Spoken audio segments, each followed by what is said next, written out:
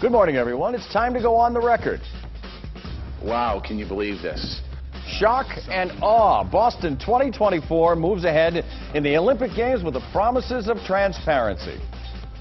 We must have judgment to make our government as efficient, responsive, and innovative as it can be.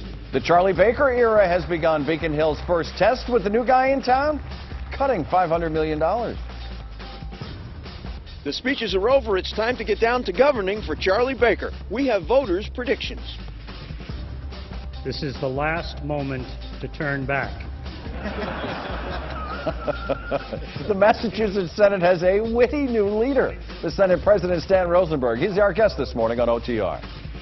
From WCPB Boston, the inside word from Washington to Beacon Hill. Today's newsmakers are going on the record. Good morning, everyone. I'm Ed Harding, along with News Center 5's political reporter Janet Wu. Happy New Year to you. Thank you for joining us on OTR. It's been a huge week at the Bay State. Much to discuss this new year and this new day. We begin with the new Senate President of Beacon Hill, Stan Rosenberg. He's 65 years old, Democrat from Amherst. Has served in the House since 1991, a graduate of UMass in Amherst. Rosenberg makes history as the first Jewish and openly gay member to lead the Senate. And I have to ask you, did you script that line to Governor Baker, or did that just come off the top of your head? It was totally spontaneous. It's a very serious ceremony, and it was starting to feel kind of heavy to me at that point, and it just happened. Timing is everything. I just couldn't control myself. Well, Happy New Year, and thank you for joining us. I thank you, and Happy New Year to you. And of course, you have been Senate President for all of less than 1 week, half a week at this point, and you walked in the door and you face a lot of controversial issues, but before you even had a chance to move into your own offices, you find out the U.S. Olympic Committee is offering Boston as its nominee for the Olympics in 2024. Is this bottom line? I know you're probably joining the chorus. People are really happy that Boston is getting this recognition, but can this not cost taxpayers any money? Couldn't be happier. It's a prideful moment for Massachusetts and for Boston, what we've been through, and this establishes that we are truly a world-class city and a world-class state. So to have been chosen is something we should be very proud of. Now we have to get into the public policy realm, and we have to take a look at this proposal with very, very careful eyes. The organizers of this proposal say that we can do this without any public funds. They've modeled it, they say, after other places that have been successful in putting the whole Olympics together without touching public funds. So we're going to put on the green eye shades, sharpen the pencils. I'm going to bring in some experts, and we're going to sit with them, and we're going to go in great detail into the proposal to make sure that they really have a rock-solid proposal, because we're really not in a position to come up with public funds to support this. The more immediate problem for you, however, is that $500 million deficit, roughly $500 million deficit. Are you willing to say, like Governor Baker said this past week, no new taxes, no new revenues?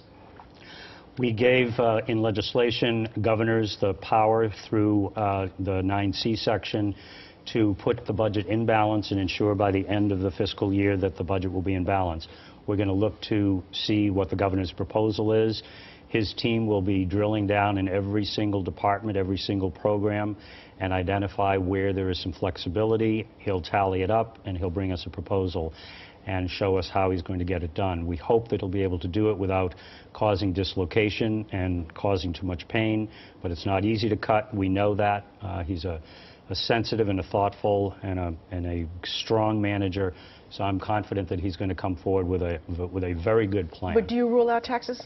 I don't think you can rule anything out. I think everything has to be on the table. Taxes are always the last resort, and the second to the last resort is always anything to do with local aid. I want to shift the conversation a little bit to another issue that you're facing, and it's perhaps, and it's our word, if you have a different word, let me know. It's one of credibility because of your partner, Brian Hefner. He, after assuring your colleagues that there was a firewall between your professional duties, and firewall was your word, between your professional duties and your personal life, you brought him into the legislative conference to the Caribbean. The question for you, sir, is, was that the right idea? He has his job. I have my job. We're going to do our separate jobs. We are entitled as couples to go on vacation like anyone else. So you can be assured, as were my colleagues, when they gave me a vote of 34-0 in the Democratic caucus, that I can manage my personal life as well as my public life. And in the end, the entire body, 40-0, voted their confidence in my ability to do so. But you know how important optics are in government, and just the visual of the two of you. And you're absolutely right. Couples are entitled to go on vacation. That's not the question. But to go from one comment to another, do the optics say something else? He'll be doing his job. I'll be doing my job. It's ancient history. The fact that there was such scrutiny on you, perhaps maybe this was not the right opportunity. Did you make a mistake having him come along on this conference with you? He and I planned to go on vacation. He was at the resort. He was not at the conference. There were 3 other legislators whose spouses were with them. They were on vacation. They were not at the conference. It was only my partner who was scrutinized for being at the same venue while he was on vacation and I was at work. Moving on to the new governor. You and he worked together across the aisle, or I should say he was at A&F. You were the Senate Ways and Means Chairman for 3 years. He's a known political quantity. You know what he's like. He plans to cut the budget, and in ways that perhaps do not fit into your political philosophy. For example, he wants to deny driver's license to illegal residents. He wants to have... There are a lot of major philosophical differences outside of the budget.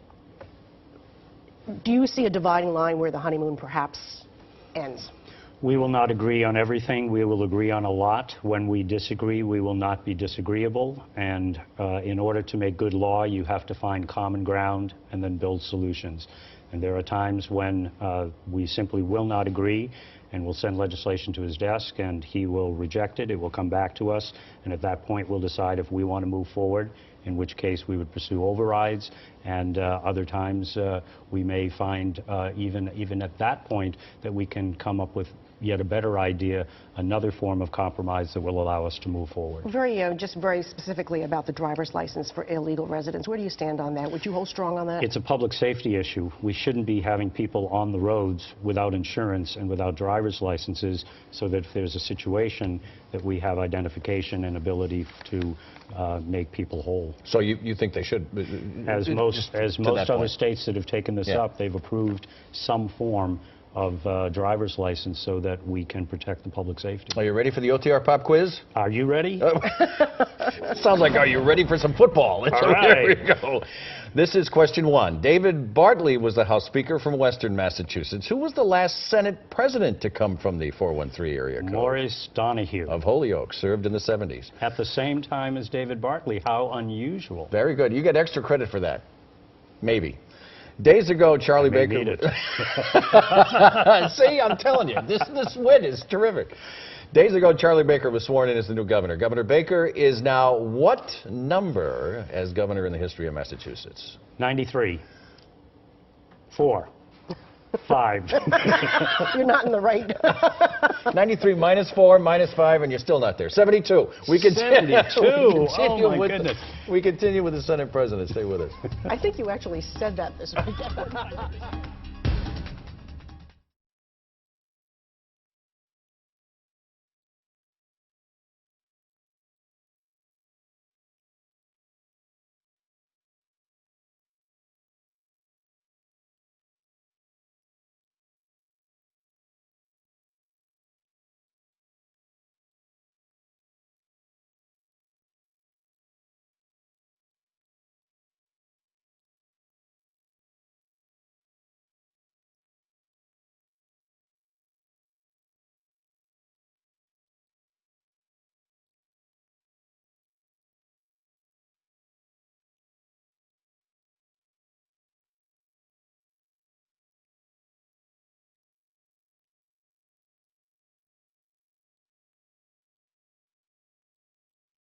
We're back with the Senate President, Stan Rosenberg, on the OTR pop quiz. Question 3.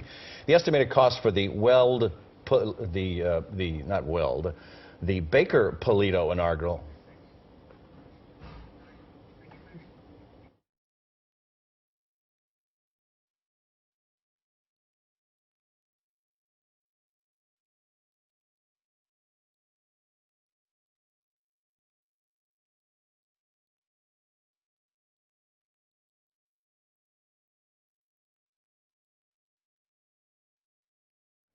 We continue with the OTR Pop Quiz with the Senate President.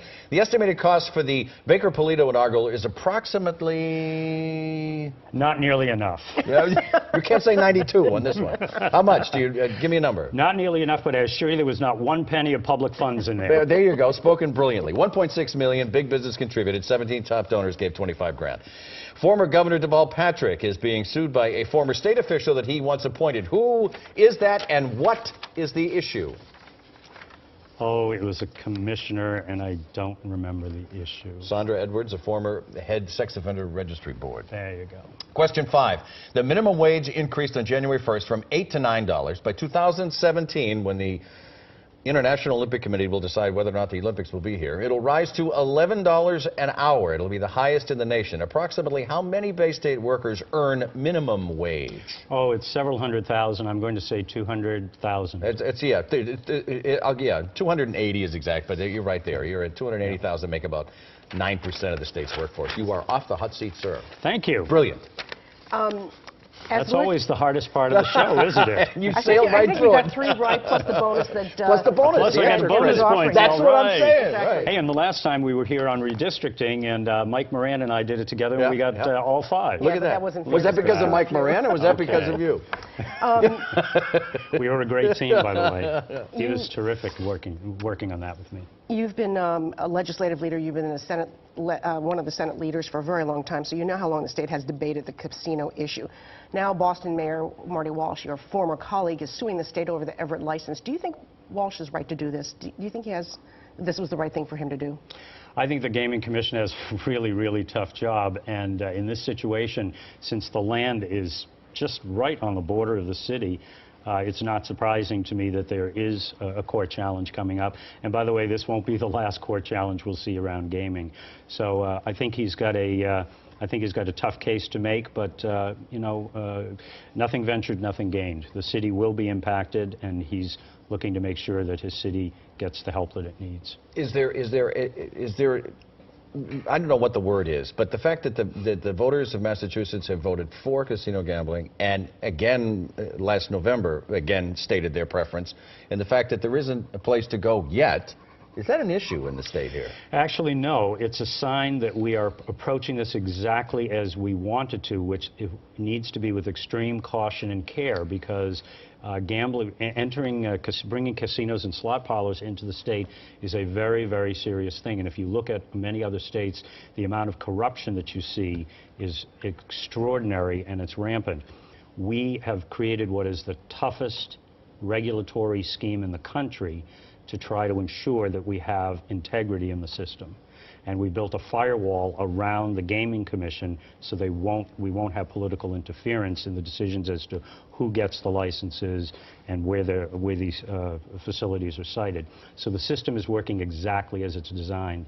Once those facilities are open, they're going to be operating for decades. Mr. President, thank you for joining us. My We greatly pleasure. appreciate it. Thank Happy you. New Year. Thank you for joining us on OTR. Our Senate President, Stanley Rosenberg, has been with us, and we appreciate the opportunity to talk to him this morning. Coming up next, OTR's Ted Reinstein gets on his soapbox. What are you saying about the new Charlie Baker era? Well, I think it'll be really interesting to have a Republican governor. For a change. For a change.